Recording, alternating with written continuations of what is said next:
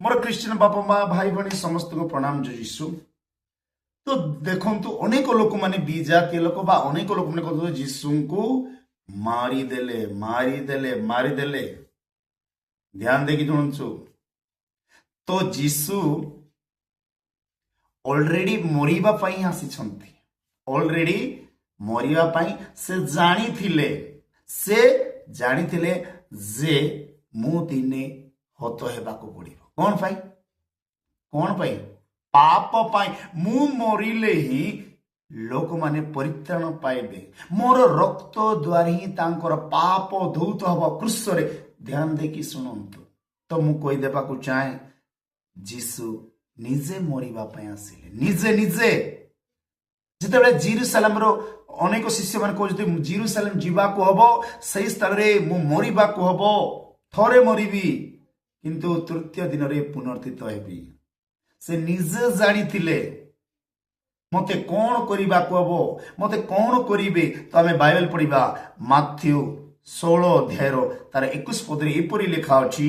सही समय ठारो यीशु ख्रीष्ट अपना शिष्य मान को बुझाइबाकू लागिले जे तांको अवश्य जेरुसालेम सहर रु जीवाकू हेबो एवं प्राचीन प्रधान याजक ओ शास्त्री मान हस्तरु अनेक दुख भोग करी हत हेबाकू हेबो। पुणी तृतीय दिन रे दिवस रे पुनरुत्थान हेबे। बात शुण अंधभक्त माने शुणंतु। जो माने जदि जीसु मरिबा को इच्छा करि न थांता ताले तुमे कोनसी लोक भी जीसु को गोटे बाल भी बंका करि पारि न थांतो। कारण से निजे मरिबा को चाहउचंती। से मरिले ही अनेक लोक तार रक्त द्वारा धौत ही परिवर्तन हेबे। जीसु के मारि नांती मारिबा लोक भी नहीं। कारण से निजे मरिबा को हबो। से निजे मरिबाकू जितेबाला जीसु एक कथा कहिला अनेक प्रेरित मानकू शिक्षा दौतिले सही समय पितर बोली कि नाम कहछि। 23 पदरे जदि आमे देखिबा पितर कहउछंती नाई प्रभु नाई मु आपनको मरिया पई देबी नाई।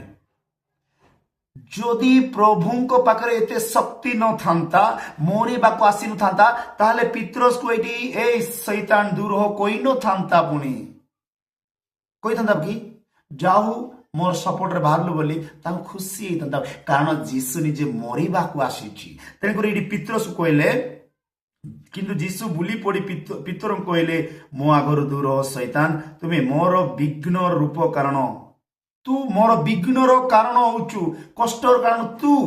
तो ये जीसु खुशी हेबा कथा बा तू मो सपोर्ट रे बाहर होचु बोले निकी। कारण जीसु निजे मरिबा को आछंती। भाई माने से मरिबा को जीवन देबा को आछंती।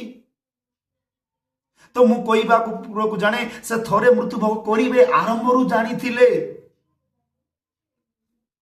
अंध भक्त मान को कहि देबा को चाहे जो माने जदी तमरो हिंदू धर्म रे जाकि राम राम बोलुच से कौन निजर पुओ को चिनी पारि ना चिनी पारिला। तुमको किंतु चिनी थिबो हो कि नहीं।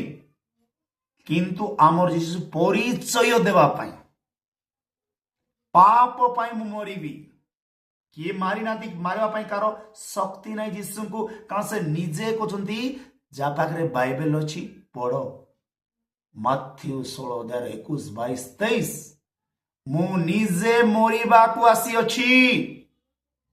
हाँ नहीं जदि देख मु कहबी मते गोटे एमको स्थान रे मते मारिबे किंतु आउ जड़े कहबो मु तो संगे आसबी तते मारिबा पई मु देबी ना ताले मु खुशी हेबी वाह मते साहाय्य करूछु बोली कि मते साहाय्य कर। किंतु जीसु नाही सेमति कहले ना भाई ता सपोर्ट बाहरला पितर हो नहीं ता सपोर्ट रे बाहरला पितर सेटा मनीष नथिले ईश्वर थिले मरिबाकू हबो। पितर को बा पितर सेठी एते लोक शिष्य माने प्रधान लोक माने थिले ईश्वर को बाकी सुनथिले से माने किए कहले नाही आमे तो सपोर्ट पितर कहउछ। तो जीसु खुशी हेबा कथा बा मोर पिला मोर सपोर्ट रे बाहर होछ। सेटा मनीषर ज्ञान किंतु ईश्वर ज्ञान टिके अलगा अछि फरक अछि। तेनकर कहि देबा को चाहे जीसु के ही मारि नांती से निजे मरिया पाई आसिले ଆଉ ତୃତୀୟ ଦିନରେ ପୁନର୍ଥିତ ହେଲେ। କୋଉ ଭଗବାନ ପୁନର୍ଥିତ ହେଇଛି? କୋଉ ଦେବତା? କୋଉ ଦେବତା? ଅନେକ ପ୍ରଭୁ ଅଛନ୍ତି, ଅନେକ ଦେବତା ଅଛନ୍ତି, ମରିଛନ୍ତି କିନ୍ତୁ ଉଠି ନାହାନ୍ତି। ଭାଇ ମାନେ ଆମେ ବାଇବେଲ ପଢିବା। ଅନେକ ପ୍ରଭୁ ଅଛନ୍ତି, ଅନେକ ଦେବତା ଅଛନ୍ତି, ଏତେ ପୃଥିବୀରେ ବସ୍ତା ବସ୍ତା ଦେବତା ଅଛନ୍ତି, ବସ୍ତା ବସ୍ତା ଦେବତା, ସମସ୍ତେ ମରିଛନ୍ତି। ଯୀଶୁ ବି ମରିଛି, ସମସ୍ତେ ମରିଛନ୍ତି, କିନ୍ତୁ ବାଇବେଲ କହେ ଯୀଶୁ ଶରୀର ଉପରେ ମରିଛି, ଆତ୍ମାରେ ମରି ନାହାନ୍ତି। ତେଣୁ ଅନେକ ପ୍ରଭୁ ମରିଛନ୍ତି କିନ୍ତୁ ତୃତୀୟ ଦିନରେ କିଏ ପୁନର୍ଥିତ ହେଇ ନାହାନ୍ତି। ଆମେ ପଢିବା ପ୍ରଥମ କରନ୍ଥୀୟ 8 ଅଧ୍ୟାୟର ତାର 5 ପଦରେ ଲେଖା ଅଛି, କାରଣ ସ୍ୱର୍ଗରେ ହେଉ ବା ପୃଥିବୀରେ ହେଉ ଯେଉଁମାନଙ୍କୁ ଦେବତା ବୋଲି କୁହାଯାଏ, ଯଦ୍ୟପି ସେମାନେ ଥାଇପାରନ୍ତି, ଏପରି ତ ଅନେକ ଦେବତା ଓ ଅନେକ ପ୍ରଭୁ ଅଛନ୍ତି। ଅନେକ ଦେବରାମ ପ୍ରଭୁ ଅଛନ୍ତି, ଅନେକ ପ୍ରଭୁ ଅଛନ୍ତି, ଅନେକ ଦେବତା ମାନେ ଅଛନ୍ତି, କିନ୍ତୁ ସମସ୍ତେ ମରିଛନ୍ତି। ତୃତୀୟ ଦିନରେ କେହି ମଧ୍ୟ ପୁନର୍ଥିତ ହେଇ ନାହାନ୍ତି। ବାଇବେଲ କହେ ଅନେକ ଦେବତା ଅଛନ୍ତି, ଅନେକ ପ୍ରଭୁ ଅଛନ୍ତି, ସେଇଥିରେ ମାତ୍ର ଜଣେ ଅଛି ଯିଏକି ଯୀଶୁ, ଯିଏକି ତୃତୀୟ ଦିନରେ ପୁନର୍ଥିତ ହେଲେ, ଆଉ ଯେ ନିଜେ ମରିବା ପାଇଁ ଆସିଲେ। କେହି ମାରି ନାହାନ୍ତି। ଧ୍ୟାନ ଦେଇକି ଶୁଣ, କି ଯୋଉ 3ଟା କଣ୍ଟାରେ ମଲା, ମାରିଦେଲୁ, କଣ କରିବ ଯୀଶୁ? ଅନେକ ଭଣ୍ଡବାଦୀ ମାନେ କହୁଛନ୍ତି, ସେମାନଙ୍କୁ କହିଦେବାକୁ ଚାହେଁ ଯୀଶୁ ମରିବା ପାଇଁ ଆସିଥିଲେ, ମରିବାର ଥିଲା ଆଉ ମରିବାର ଅଛି। ତେଣୁ କରି ପିତରସ୍ କହିଲେ ଦୂର ଶୈତାନ। ତ ମୁଁ କହିଦେବାକୁ ଚାହେଁ ଅନେକ ଦେବତା ମାନେ ମରି ଅଛନ୍ତି, କିନ୍ତୁ ଯେ କେହି ମଧ୍ୟ ଉଠି ନାହାନ୍ତି। ଯଦି ଆମେ ଦେଖିବା ଯିଶାୟ ଭବିଷ୍ୟତ ବକ୍ତା 26 ଅଧ୍ୟାୟର 14 ପଦରେ, 26 ଅଧ୍ୟାୟ 14 ପଦରେ, ସେମାନେ ମରି ଅଛନ୍ତି, ସେମାନେ ଆଉ ଜୀବିତ ନୁହନ୍ତି, ଆଉ ଜୀବିତ ହେବେ ନାହିଁ ଲେଖା ହେଇଛି। ସେମାନେ ମରି ଅଛନ୍ତି। କେଉଁମାନେ? ଅନେକ ଦେବତା ମାନେ ଅଛନ୍ତି, ଅନେକ ପ୍ରଭୁ ମାନେ ମରି ଅଛନ୍ତି, ସେମାନେ ଆଉ ଜୀବିତ ହେବେ ନାହିଁ, ସେମାନେ ମୃତ୍ୟୁ ହୋଇଅଛନ୍ତି, ସେମାନେ ଆଉ ଉଠିବେ ନାହିଁ। ଧ୍ୟାନ ଦେଇକି ଶୁଣନ୍ତୁ, ଏଇଟା ବାଇବେଲରେ ଲେଖା ହେଇଛି। ମୁଁ ବାଇବେଲ ଛଡା ଅନ୍ୟ ପ୍ରଚାର କରେ ନାହିଁ। ତ ଏଠି ବାଇବେଲ ଅତି ସୁନ୍ଦର ଆମକୁ ଶିକ୍ଷା ଦିଏ।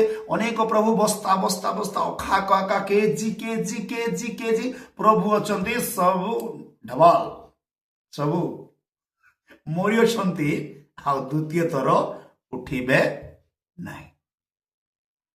ଯିଏକି ଭାଇ ରାମ ନିଜ ପୁତ୍ରକୁ ଚିହ୍ନି ନାହିଁ, ଯେଉଁମାନେ ଜବରଦସ୍ତ ଜୟ ଶ୍ରୀରାମ କରୁଛନ୍ତି, ସେମାନଙ୍କୁ କେମିତି ଚିହ୍ନିଥିବ?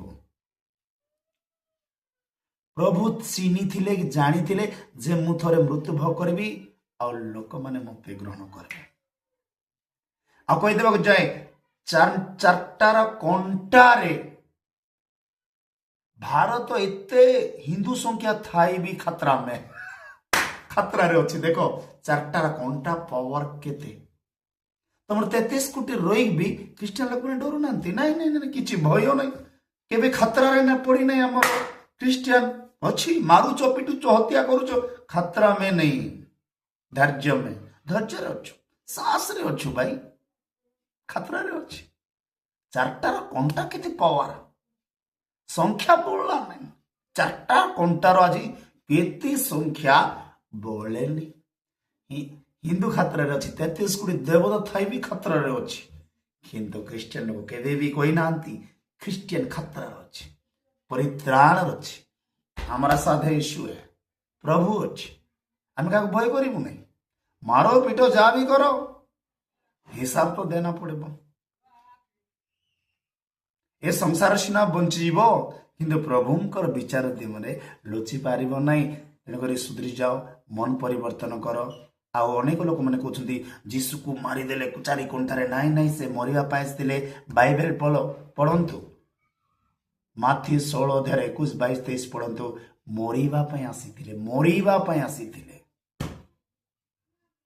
ମରିବା ପାଇଁ ଆସିଥିଲେ, ଆଉ ସେ ନିଶ୍ଚୟ ମରିଲେ, ଆଉ ତୃତୀୟ ଦିନରେ ପୁନର୍ଥିତ ହେଲେ।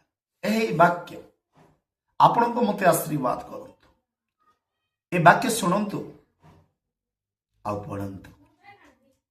ସମସ୍ତଙ୍କୁ गॉड ब्लेस यू। नमस्कार। जय जय।